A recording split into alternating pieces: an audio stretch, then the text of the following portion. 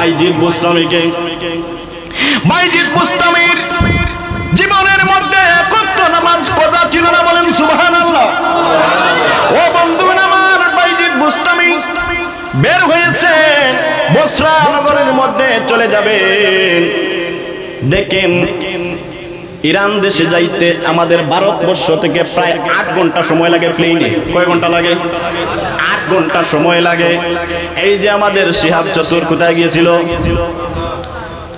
Saudi আরব হজ করতে। Saudi আরব যাইতে কত সময় লাগে? প্রায় 8 ঘন্টা। আমি গিয়েছিলাম। সে 8 ঘন্টার রাস্তা কয় মাসে চলে গেছে? প্রায় 1 বছর লেগে গেছে। ও বন্ধুগণ দেখেন, বাইজিদ বুস্তামী সকালে বাড়ির থেকে বের হয়েছেন, বিকালে পৌঁছছেন। বলেন সুবহানাল্লাহ। আল্লাহর ওলি বাইজিদ বুস্তামী বলেন, আমি ঘর থেকে বের হলাম, আমি একটা কদম দেওয়ার সঙ্গে সঙ্গে দেখি শত শত কিলোমিটার আমি এক কদমে পার হয়ে যাই। বলেন সুবহানাল্লাহ। বাইজিদ বুস্তামী বলেন, আমি সকালে ফজরের নামাজ পড়ে আমি বের হয়ে গেলাম, আসরের ওয়াক্তের সময় আমি বসরার মধ্যে পৌঁছে গেলাম। বলেন সুবহানাল্লাহ। গিয়ে দেখেন ওই যে বসরা নগরের একটা পাহাড়, পাহাড়ের উপরে ছোট্ট একটি ঘর। বলেন সুবহানাল্লাহ। ওই ঘরের মধ্যে গুনগুন আওয়াজ শোনা যায়। ওই আওয়াজটা পড়ার আওয়াজ না কান্নার আওয়াজ? বাইজিদ বুস্তামী বলেন, আমি বুঝতে পারি না এই আওয়াজটা কিসের আওয়াজ কানের মধ্যে আসে। বাইজিদ বুস্তামী বলেন, আমি চলে গেলাম ঘরের পাশে। ঘরের পাশে গিয়ে কোনো মানুষ দেখা যায় না, শুধু খেজুর পাতার একটি ঘর। ওই ঘর থেকে একটা কান্নার আওয়াজ আসে, ছোট্ট ছোট্ট করে কান্নার আওয়াজ আসে। কোনো মানুষ দেখা যায় না। পুরুষ মানুষ কান্না করে না, মহিলা কান্না করে, বুঝা যায় না। উনি সালাম দিলেন, আসসালামু আলাইকুম ইয়া আহলাল বায়াত। বলেন সুবহানাল্লাহ। ও বন্ধুগণ আমার, আমরা যে ঘরের মধ্যে প্রবেশ করব, ঘরের মধ্যে যদি কোনো মানুষ যদি আমরা না দেখি, আজকে একটা আমল শিখে নেন, সঙ্গে সঙ্গে এই ঘরের মধ্যে আসসালামু আলাইকুম বলবেন। বলবেন তো সবাই? আসসালামু আলাইকুম বলবেন। কারণ কি ঘরের মধ্যে আল্লাহর নবী বলেন, এই ঘর সব সময় একা থাকে না। ঘরের মধ্যে যদি মানুষ না থাকে, এই ঘর যদি মুমিনের ঘর হয়, আমি নবী মুহাম্মদুর রাসূলুল্লাহ সাল্লাল্লাহু আলাইহি ওয়াসাল্লাম এবং আরো কয়েকজন ফেরেশতাও এই ঘরের মধ্যে থাকেন। বলেন সুবহানাল্লাহ। ও বন্ধুগণ আমার, এই মাসলা কিন্তু বাইজিদ বুস্তামীর বহুত ভালো জানা। কারণ উনি তো আল্লাহর ওলি, উনি ছিলেন বড় ধরনের আলিম। সালাম দিলেন, সালামের কোনো আওয়াজ আসলো না। আবার সালাম দিলেন, কোনো আওয়াজ নাই। 3 নম্বর বার সালাম দিলেন, কোনো আওয়াজ আসলো না। ও বন্ধুগণ আমার, 4 নম্বর বার আর সালাম দিলেন না। কিছু রাগান্বিত হয়ে গেলেন। রাগান্বিত হওয়ার পর ঘর থেকে একটা আওয়াজ আসলো, খামোশ বলে, হে বাইজিদ খামোশ হয়ে যাও, খামোশ হয়ে যাও। এটা তোমার ভারতবর্ষের জমিন নয়, এটা হলো বসরার জমিন। তুমি ভারতবর্ষের মধ্যে আকাশের মধ্যে পাখি জ্বালিয়ে ছাই করেছো, আর তুমি ভাবছো এই ঘরটাও তুমি জ্বালিয়ে দিবা। না না, ও বাইজিদ, এটা তোমার হবে না। এ বাইজিদ রে, তুমি হইলা চিশতিয়া তরিকার ওলি। ও বাইজিদ, আর আমি হইলাম কাদেরিয়া তরিকার ওলি। বলেন সুবহানাল্লাহ। তুমি হইলা চিশতিয়া তরিকার ওলি, আর আমি হইলাম কাদেরিয়া তরিকার ওলি। চিশতিয়া তরিকার ওলিরা বেশি কান্না করে না, কাদেরিয়া তরিকার ওলি যারা তারা বেশি বেশি কান্না করে। কিন্তু বন্ধুগণ, এই ঘরের মধ্যে থেকে যে আওয়াজ আসলো, এই আওয়াজটা ছিল একজন মহিলা ওলির আওয়াজ। বলেন সুবহানাল্লাহ। তাইলে বোঝা যায় মহিলারা ওলি হওয়া যায়, মহিলা হইলেও কি ওলি হওয়া যায়। ও বন্ধুগণ আমার, মহিলা কি আল্লাহর বান্দা না? কিছু কিছু মানুষ বলে যে মহিলারা পীর হতে পারে না। মহিলা পীর হন, পীর মানে কি ওলি? পীরটা হলো ফার্সি শব্দ। কিছু মানুষ বলে পীর বলে তো কোরআনের মধ্যে নাই, কোথায় থেকে দেখবো? কোরআন কি ফার্সি ভাষায় লেখা? আরো অনেক মানুষ বলে কোরআনের মধ্যে তো নামাজ নাই, কোরআনের মধ্যে রোজাও নাই, এটা তো ফার্সি শব্দ, কিভাবে থাকবে? নামাজ হলো ফার্সি শব্দ, নামাজের আরবি হলো সালাত, বলেন সুবহানাল্লাহ। আরে রোজার আরবি হলো সিয়াম। এইভাবে আল্লাহ দিয়েছেন।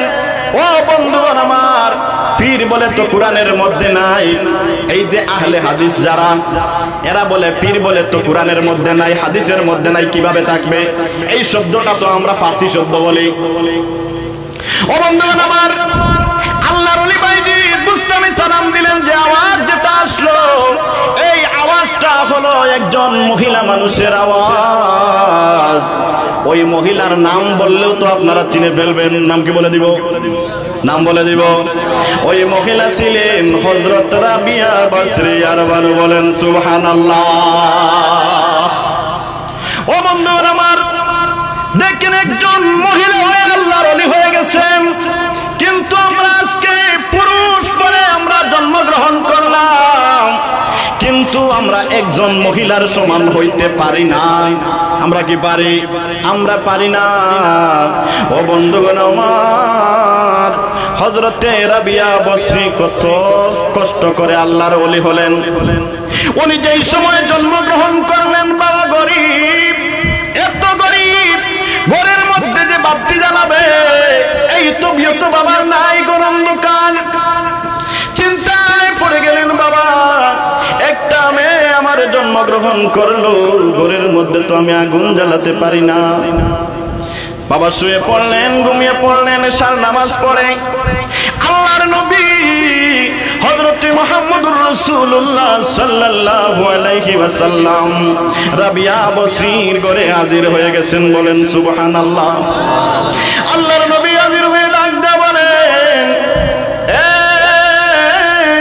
রাবিয়া বসরির আব্বা ইব্রাহিম, ওনার নাম ছিল ইমরান।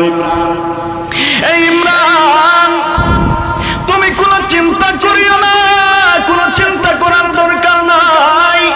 তোমার ঘরে যে মহিলা জন্মগ্রহণ করেছে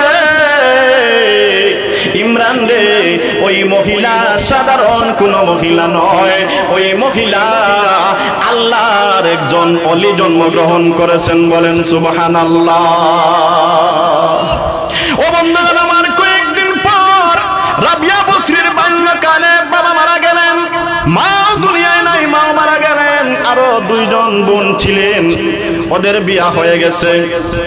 রাবিয়া বসরি একদিন সন্ধ্যার সময় বাজার থেকে, কিতাবের মধ্যে আসছে, কোন একটা জায়গার মধ্যে থেকে আসার পথে ডাকাত ওনাকে অপহরণ করলো।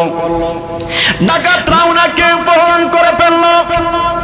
একজন মানুষের কাছে নিয়ে, উহুদি মানুষের কাছে নিয়ে বিক্রি করে ফেললো। উনি এখন গোলাম হয়ে গেলেন, কৃতদাস হয়ে গেলেন। রাবিয়া বসরি আর বানু বলেন সুবহানাল্লাহ। উনি কৃতদাস হয়ে গেলেন, আল্লাহ কৃতদাস বানালেন। আল্লাহ যাদেরকে ওলি বানান, এত সোজা ওলি বানান নাই, অনেক পরীক্ষা নিরীক্ষা করেন, এরপরে আল্লাহ ওলি বানান। ও বন্ধুগণ আমার, উহুদি মানুষের কাছে বিক্রি করে দিলেন ডাকাতরা। বিক্রি করে দেওয়ার পর কয়েকদিন চলে গেল, এত বেশি নির্যাতন করে। ওই মানুষটা, উহুদি মানুষ, তো দিলের মধ্যে দয়া মায়া নাই। এই তো আপনারা ফিলিস্তিনের হাল দেখেছেন, কোনো দয়া মায়া নাই তাদের কাছে, কোনো দয়া মায়া নাই। নির্যাতন করে একদিন এমন ভাবে রাবিয়া বসরিকে নির্যাতন করলো। ও বন্ধুগণ আমার, রাবিয়া বসরি সারাটা দিন মালিকের কাজ করেন, আর সারাটা রাত আল্লাহ রব্বুল আলামিনের কদমের মধ্যে সিজদায় পড়ে থাকেন। বলেন সুবহানাল্লাহ। এত বেশি মারলো, রাবিয়া বসরি সিজদার মধ্যে পড়ে গুনগুন করে আল্লাহর কাছে বলতেছেন, মাবুদ, মাবুদ গো, আমার মালিক আমাকে তো মারলো, কিন্তু গো মালিক আল্লাহ তুমি আমার মালিককে কোনো সাজা দিও না। বলেন সুবহানাল্লাহ। ও মালিক, ও আমার আল্লাহ, আমার মালিক যদি আমাকে বুঝতো তাহলে আমাকে এরকম সাজা দিত না। আমার মালিক না বুঝে এই কাজ করেছে গো আল্লাহ। আল্লাহ গো আমার মালিককে আপনি সাজা দিও না। এটা হলো আল্লাহর ওলিদের শান। আল্লাহর ওলি যারা, তারা কোনো সময় মানুষের উপরে বদদুয়া করে না। বলেন সুবহানাল্লাহ। ও বন্ধুরা আমার, হযরতে মুহাম্মদুর রাসূলুল্লাহ সাল্লাল্লাহু আলাইহি ওয়াসাল্লামকে তায়েফের মধ্যে কাফেররা মারতে মারতে শরীরের মধ্যে থেকে এমন ভাবে রক্ত প্রবাহিত করলো, ফেরেশতারা এসে ডাক দিয়ে বললেন, নবী গো, ইয়া রাসূলুল্লাহ, ইয়া হাবিবাল্লাহ, আপনি যদি হুকুম দেন। জিবরাইল আমিন বলেন, নবী গো, আমি গজবের ফেরেশতা নিয়ে এসেছি, আপনি হুকুম দিলে ওই উহুদের পাহাড়ে চাপা দিয়ে এই তায়েফবাসীকে ধ্বংস করে দিব। আল্লাহর নবী হযরত মুহাম্মদুর রাসূলুল্লাহ সাল্লাল্লাহু আলাইহি ওয়াসাল্লাম ডাক দিয়া বলেন, ফেরেশতারা রে, আমি এই জমিনের মধ্যে আমি মানুষের প্রতিশোধ নেওয়ার জন্য আসি নাই। বলেন সুবহানাল্লাহ। নবী আমার ইশকের দেওয়ানা তোমরা।